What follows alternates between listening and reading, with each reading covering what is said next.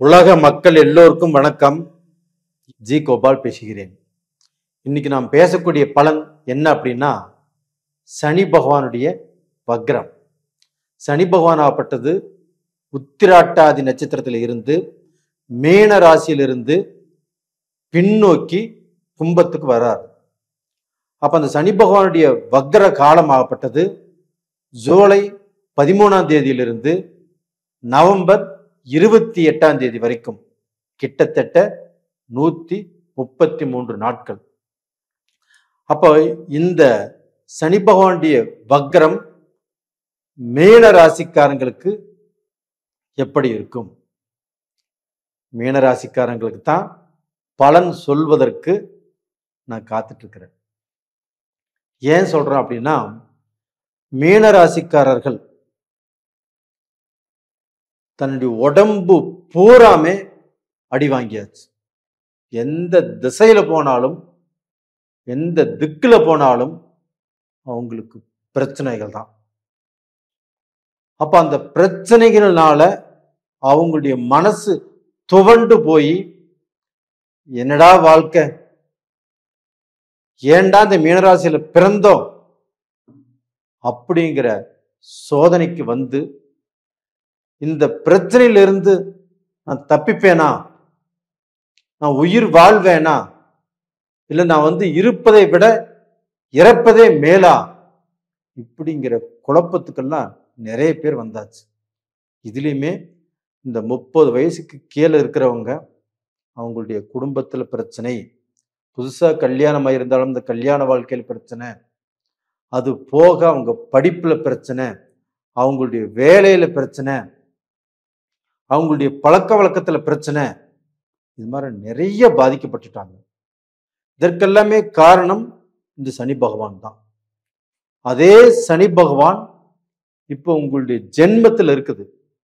அந்த ஜென்மத்தில் இருந்து அந்த சனி பகவான் உங்களை எந்த அளவுக்கு கஷ்டப்படுத்தணுமோ, எந்த அளவுக்கு உங்களுடைய மனநிலை பாதிக்கப்படணுமோ, எந்த அளவுக்கு மனசு வெந்து வேதனைப்படணுமோ, அது எல்லாமே பட வச்சுட்டு தான் இருக்குது. அப்படிப்பட்ட உங்களுக்கு இப்பொழுது ஒரு அருமையான டைம். சனி பகவான் வக்ரமே இருக்கிறார். 133 நாட்கள். இந்த 133 நாட்களும் நீங்கள் சுறுசுறுப்பாக இயங்கினால் மட்டும்தான் உங்களுடைய பிரச்சனைகளுக்கு முடிவு கிடைக்கும். கண்டிப்பா உங்க பிரச்சனையிலிருந்து நீங்க வெளியில வந்துருவீங்க. நீங்கள் தப்பித்துக் கொள்வீர்கள். அப்போ பாத்தீங்கன்னா, உங்களுடைய வாழ்க்கையில நீங்க சம்பாதிப்பீங்க, சாதிப்பீங்க, கடனை கட்டுவீங்க, நல்ல வேலையில் இருப்பீங்க, எதிர்பார்த்த வேலை உங்களுக்கு கண்டிப்பா கிடைக்கும், நீங்க பிசினஸ் அழகா பண்ணுவீங்க. அப்ப பாக்குறவங்க எல்லாம், இவங்களுக்கு என்னமே ஏழரை சனின்னு சொன்னாங்க, அப்படி இருக்கிற மாதிரியே தெரியலையே, நல்லத்தான் இருக்குது, நல்லத்தானே போயிட்டு இருக்குது, நல்லத்தான் இருக்கிறாங்க அப்படின்னு அடுத்தவங்களே உங்களை பார்த்து பெருமைப்படக்கூடிய அளவுக்கு, பொறாமைப்படக்கூடிய அளவுக்கு இந்த 133 நாட்களும் மீன ராசிக்காரங்களுக்கு அற்புதமான பலன்தான். அது மட்டும் இல்ல, அந்த சனி பகவான் எங்க பார்க்கிறார் அப்படின்னா, உங்களுடைய 7ஆம் இடத்தை பார்க்கிறாரு. அப்ப அந்த 7ஆம் இடத்தை பார்க்கும்போது வக்ரகதியிலிருந்து சனியும் செவ்வாயும் 2 பேருமே பார்த்துக்கிறாங்க. அப்ப அந்த சனியும் செவ்வாயும் எப்பவுமே பார்த்துக்க கூடாது. அப்படி சனியும் செவ்வாயும் ஒருத்தர் பார்த்துக்கிட்டாங்கன்னா, இல்ல சனியும் செவ்வாயும் ஒரே வீட்டில் இருந்தாங்கன்னா, நஷ்டம், குழப்பம், வாக்குவாதம், ஜெயில் தண்டனை, அவமானங்கள், இது எல்லாமே வரும். ஆனா இப்ப வருமா அப்படின்னா கண்டிப்பா வராது.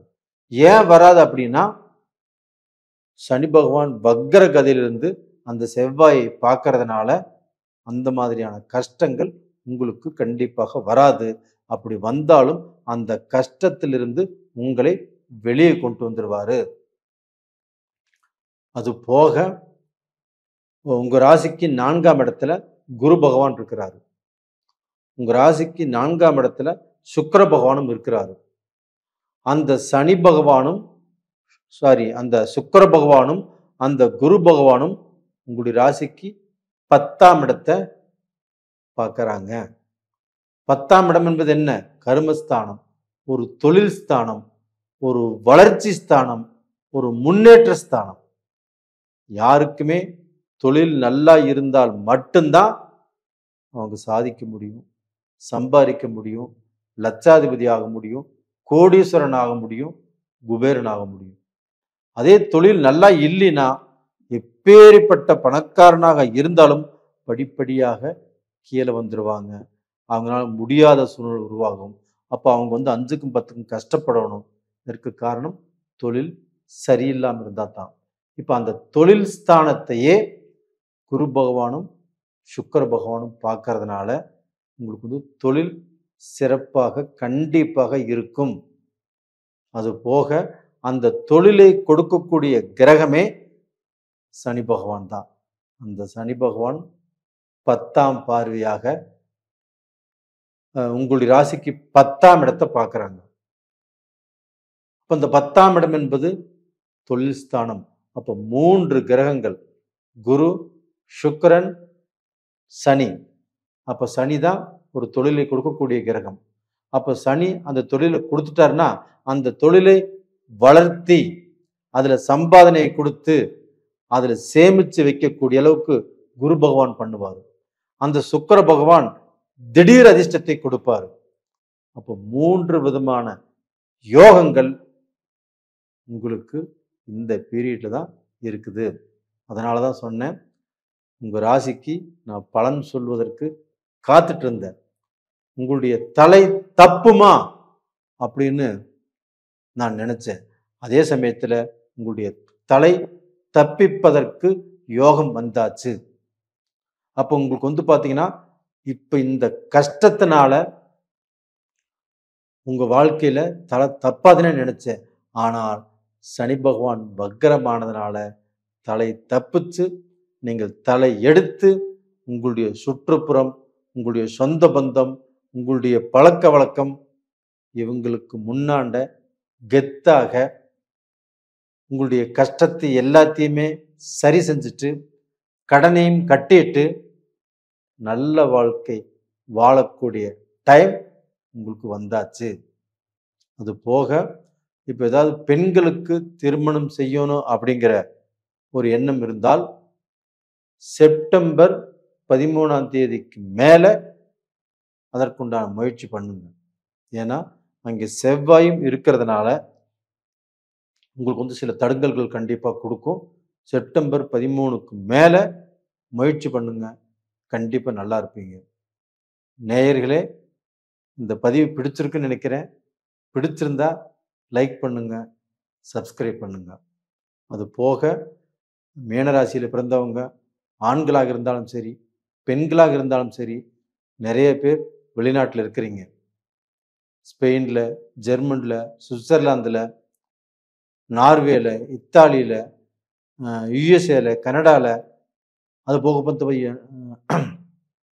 இங்கிலாந்துல, இது மாதிரி நிறைய கண்ட்ரில நிறைய பேர் வாழ்ந்துட்டு இருக்கிறீங்க. உங்களுக்கு தொழில் போச்சு, தொழில திருப்தி இல்லை, உங்களை உங்களுடைய பாஸ் புரிஞ்சுக்கல, இல்லை உங்கள் சூப்பர்வைசர் புரிஞ்சுக்கல, நம்ம ஒரு பிஸ்னஸ் பண்ணியும் அதில் முன்னுக்கு வர முடியல. இது மாதிரி எவ்வளவு பிரச்சனைகள் இருந்தாலும், குடும்பத்திலையும் பிரச்சனைகள் இருந்தாலும், இது எல்லா பிரச்சனைகளும் மொத்தமாக தீரக்கூடிய டைம் வந்தாச்சு. எதற்குமே கவலைப்படாதீங்க. மனசுல தைரியமும் தெம்பும் இப்போ உழைக்கக்கூடிய டைம். இந்த பீரியட்ல அந்த உழைப்பை நோக்கி போங்க.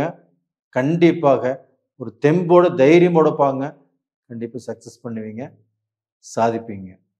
நேயர்களே, நான் உங்களுக்கோசரம் நிறைய பதிவுகள் போட்டிருக்கிறேன். நீங்க எல்லாமே பார்த்துட்டு வந்துட்டு இருக்கிறீங்க. எல்லாம் லைக்கும் பண்ணியிருக்கிறீங்க, சப்ஸ்கிரைப் பண்ணியிருக்கிறீங்க. உங்களுக்கு என்னுடைய மனமார்ந்த நன்றிகள். அது போக இப்போ நம்ம ஒரு பதிவு போடுறோம்னா இதில் 70% பேர் நல்லா இருக்குதுங்க, எனக்கு தொழில் நல்லா இருக்குது, என் பையனுக்கு கல்யாணம் ஆயிடுச்சு, நீங்கள் சொன்ன மாதிரியே வேலை கிடைச்சிருச்சு, இப்படி நல்லா அவங்க பதிவு போடுறாங்க. இன்னொரு 30% பேர் பார்த்தீங்கன்னா நீங்கள் சொன்னது எதுவுமே நடக்கலை, அப்படின்னு பதிவு போடுறாங்க. இப்போ அதுக்கு நடக்கலை அப்படின்னா நான் காரணம் அல்ல. உங்களுடைய ஜென்ம ஜாதகத்தில் ஏதாவது ஒரு குறைபாடு இருக்கும். அதனால உங்களுடைய ஜாதகத்தை ஒரு அனுபவம் வாய்ந்த ஜோசியர்கிட்ட பாருங்க. அப்படி இல்லைன்னா அந்த ஜாதகத்தை அனுப்பிச்சு வைங்க, உங்களுக்கு நான் பலன் சொல்றேன். நேயர்களே, உங்களிடமிருந்து விடைபெறுவது உங்களின் ஜி கோபால். நன்றி, வணக்கம்.